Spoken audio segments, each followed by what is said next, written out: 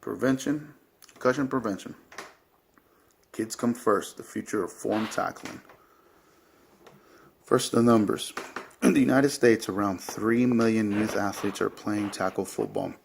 And since 2012, these numbers have been declining. Now, approximately 135,000 children between the ages of 5 and 18 are treated each year in the emergency room of concussions. Young athletes from the ages of 5 to 13 now take longer than adult athletes and are more prone to recurring concussions if they continue playing as well. Currently, 5 states are looking to ban tackle football for these ages of 5 and 12. Now, I believe that we should avoid treatment by prevention. The main focus of these youth football organizations have become to treat concussions rather than how to prevent concussions. Currently, legislations have been passed in 42 states in the U.S., ensuring that coaches and medical staff are capable of detecting the concussions, not preventing it. Again, backwards. But if we can help coaches teach our youth athletes a new method of tackling that allows the athlete to still make the tackle, but to do so in a manner that is safe for them.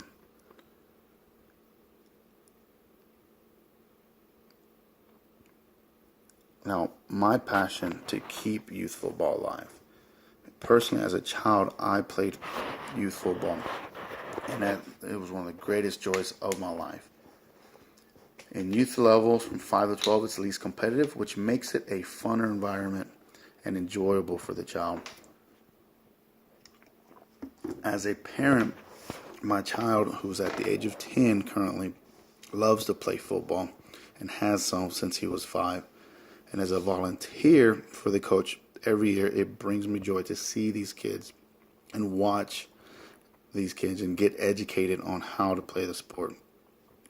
As a middle school coach, though, I believe if players learn to play football correctly at a younger age, it can impact the ability that how to play and how quickly they pick up the game in their teenage years.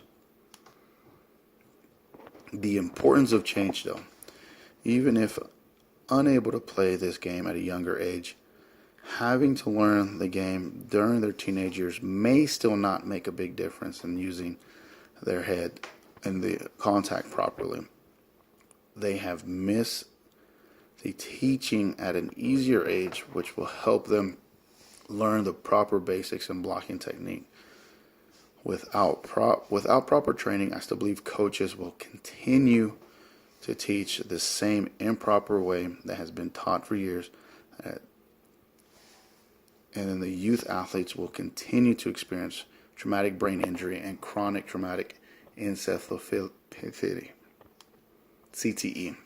Here's just a few key points about CTE and possible long-term risk of repetitive impacts and multiple concussions. 1, CTE, depression, dementia, Parkinson's, neurocognitive impairments, slow neurological recovery. Now, Heads Up football program itself, it coaches the proper training to include understanding and recognition of concussions, learning about the steps for a player who has sustained a concussion and can focus on preventing the concussion. USA Football, which is also owned by the NFL, created the educational training program to teach young athletes the proper preventive tackling and blocking techniques. Now, a gentleman by Concussion studied Heads Up program and implemented with some high school players. 2,514 high school football players during the year of 2015 in upstate South Carolina were all monitored throughout the season. The Concussion study revealed that the players on the Heads Up training teams sustained 42 concussions compared to the 75 concussions that the non-Heads Up football teams can.